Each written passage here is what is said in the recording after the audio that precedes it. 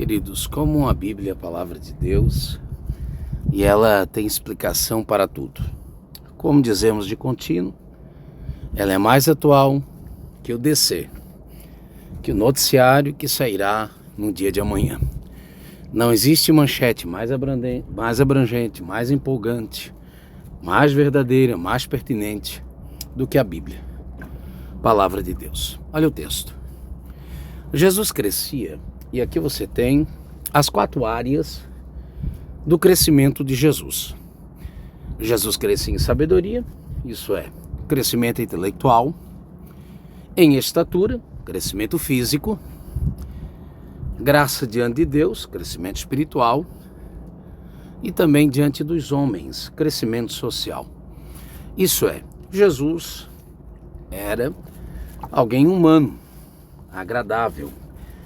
Se alguém quisesse parecer com Deus, seja gente, porque um dia Deus se fez gente. É o evangelho que pregamos, um evangelho com cara de gente. Então, enquanto Jesus era menino, enquanto estava crescendo, não ocupara posição de destaque, enquanto não contrariava ninguém, não confrontava ninguém, os homens o amavam. Os homens o tinham em grande estima. Só você pegar os versículos anteriores, você perceberá que os doutores estão admirados diante de seu saber. Você vai ver que o próprio texto diz, nos versos anteriores, que ele era obediente ao texto. Então foi com eles para Nazaré. Eles eram obedientes. É que eu tenho a tradução em mente que diz, e ele lhes era sujeitável. Até aqui tudo certo. Período do anonimato, período do crescimento. Mas esse menino cresce. Daniel e Samuel canta Carpinteiro Pregador e é lindo. Quando eles começam dizendo assim, que no começo era apenas um menino, trabalhando com seu pai. Era só um carpinteiro que pregava sobre salvação e paz.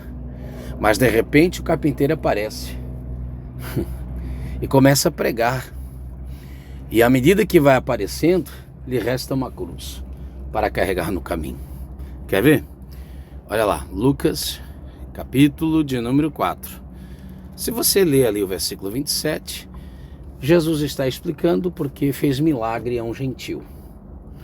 Jesus agora já precisa da explicação, já está sendo contrariado. Mas olha os versos a seguir. Todos os que estavam na sinagoga.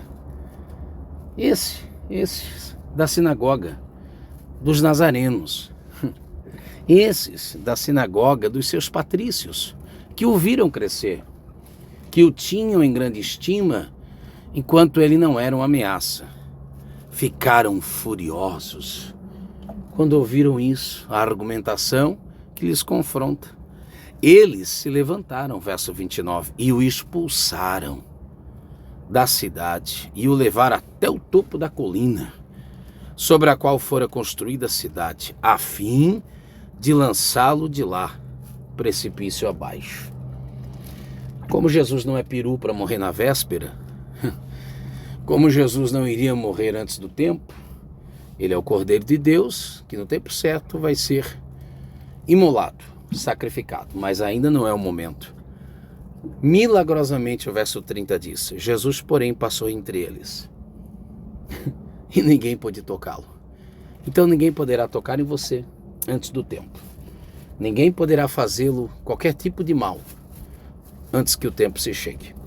Mas a razão do vídeo pela qual é esta.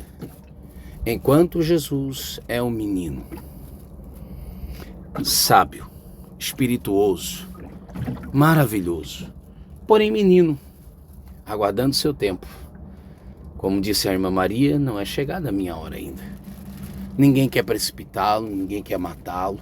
Pelo contrário, o amam. Mas basta esse menino crescer um pouquinho. Basta esse menino tomar uma envergadura que já querem matá-lo. Não parece a sua história? Não é a réplica da sua existência? Quando você começou tropeçando, sabia de nada.